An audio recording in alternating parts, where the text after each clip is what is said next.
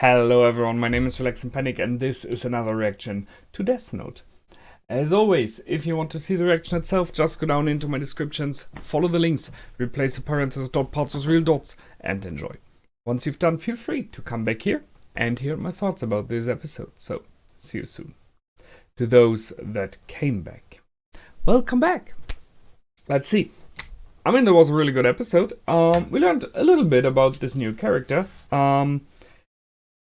Teru Mikami, and I see why Akira chose him.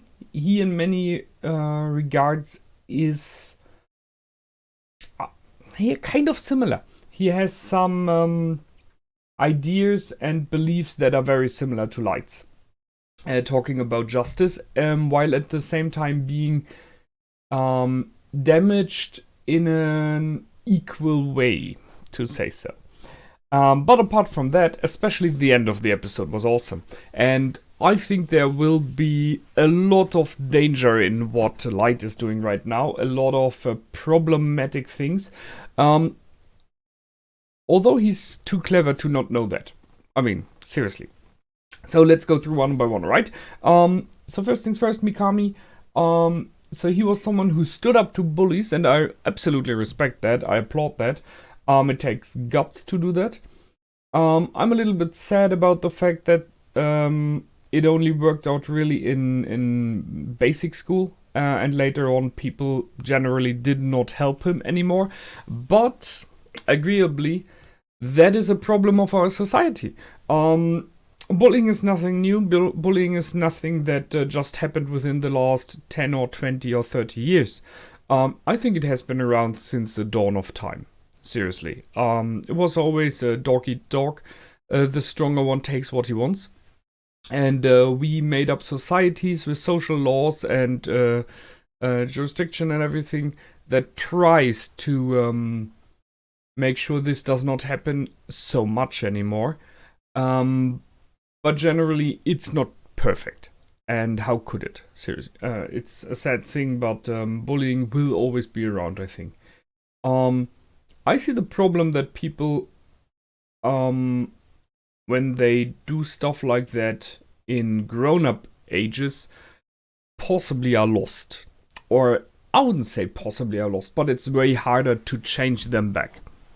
If I see people, persons, just thinking about my private life from my school time, there was bullying going on, and some of those, I think most of those, turned out pretty fine in the end, being aware that what they did when they were young was wrong.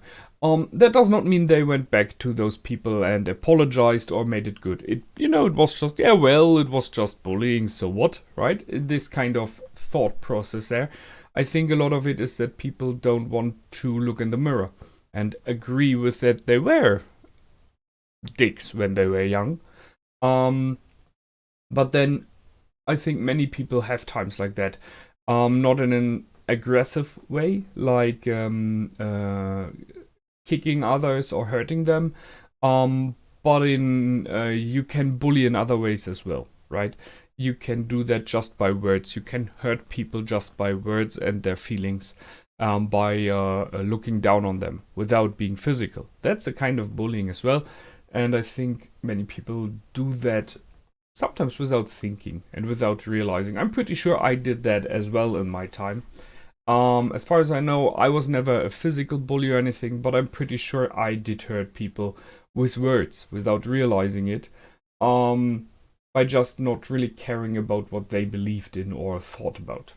And it was not meant bad, but I'm aware of at least some of that.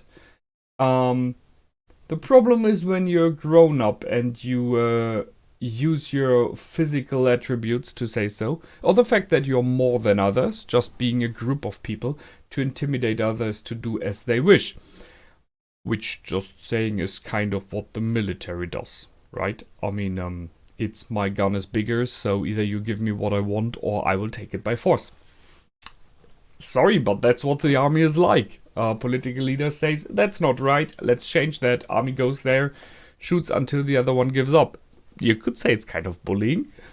With bullets. Wow. that was worse than everything before. So, but that's another thing here. So, Mikami stood up against bullies, had a very strong belief about it, had, which is sad, no real support from his mother there. You could say she tried to talk him out of it to protect him. I see that. But the statement of hers, don't do it, there is no reason you're getting bullied. So kind of like, if you step in, you will be bullied, but if you step out, it just hits the others. You know, it's the typical bystander problem. People saying, I will not interfere because then I will be a target. And she did this thing for her son. The fact that those bullies died in a car accident and took his mother with them is a strange coincidence. No question there. And yes, I think possibly that is what changed his mind in the meaning of being damaged. Because this turned into an obsession then, into something weird then. Yeah, well. So he became a prosecutor, which is fitting, and tried to better the world into his beliefs as good as he can. And then Kira shows up. I can see that is something for him where he's like, okay, that's God. I was watched all the time. The car accident before was like a sign from God that he's watching me and that my way is the right way and I should follow on. And then Kira opens up and chooses him as even, in his wicked and weirdly turned mind. That's all fitting.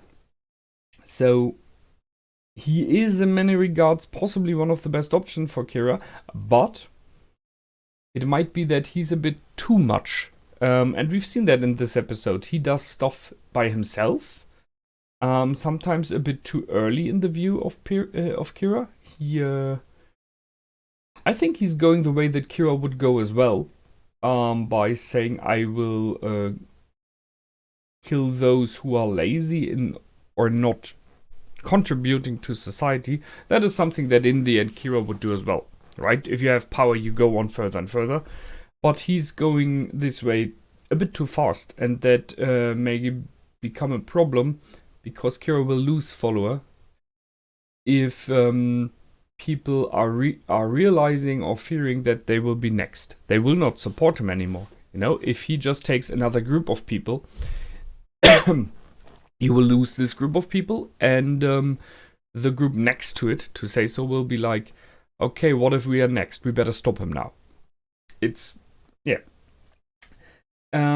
However, he chose a new spokesperson, and that's someone we knew, and that was surprising. So, I mean, it's a bit of much of a coincidence there, but okay. So, Kiyomi Takada, who I have to agree in many regards is intellectually way more fitting for Light, no question there.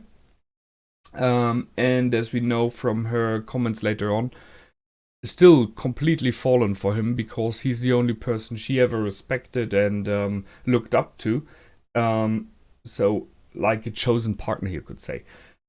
I don't know if anything more happened in that room, but the fact that he took her in his arms and they just switched off and later on he's walking back home, you might guess something physical happened between those two. Which, in my opinion, yes, might be a way of keeping her to him, although I think just opening up about being Kira could have done that already. But it is a very, very dangerous path. As I said at the end of my reaction, there's no hell on earth like a woman scorned. And Misa may not be the most intelligent of them all, but she surely is determined. And she does not know anymore that he is Kira. She does not know anymore that she had the Death Note as well and about Shinigami and everything. But she has shown in the past that she is someone who shouldn't be taken lightly. And unless he finds an option, which I see as an option, to get rid of her, just saying killing, right? he might be in trouble due to that. Because if she finds out, she will open up hell on him and on her. The conversation between those two, which are picked here as a picture, was awesome. So just on the phone, without saying anything really, instantly getting recognized as being the one. The answer was great. God! Right? Not Kira. It's instantly God. That was a good one. And he knew how to act to make sure that Kira got what he wanted. Taking out the spyware and everything. That was very clever. So those two now have an option to communicate by Light being able to meet up with Takada. He can give informations to Mikami whenever he wants, or at least more easily. That's it's going fine for him in the meaning of that he is not he can do very much what he wants now, because he's not directly connected to the Death Note anymore. But that is a danger as well in this whole situation. So he has someone else, you could say, kind of serving as his hands. So those two are his to do as he wishes, but he has no real and direct power over them, apart from the fact that they worship him. So we are now in the, and that's why God is fitting, worship part of this series, where he is just becoming a god to people, and thus they will do as he wishes, not because he has the powers. This will be a problem as soon as he's directly confronted with a problem, because he cannot instantly react anymore as he did in the past. Unless he has, as he had in the past, a piece of paper in his watch. I don't know if he has that, maybe. It's an interesting turn of events now. We've seen that Misa is being watched by Mero as well. By Mello, sorry. So there is still a bit going on. We did not see anything about Nier this time. But that is... I'm not sure where this is heading. We will see. It was a good episode, however. I hope you liked. I did for sure. And I will see you in the next one. Until then, feel free to comment, like, and subscribe. My name is Relax and Panic. Goodbye and out.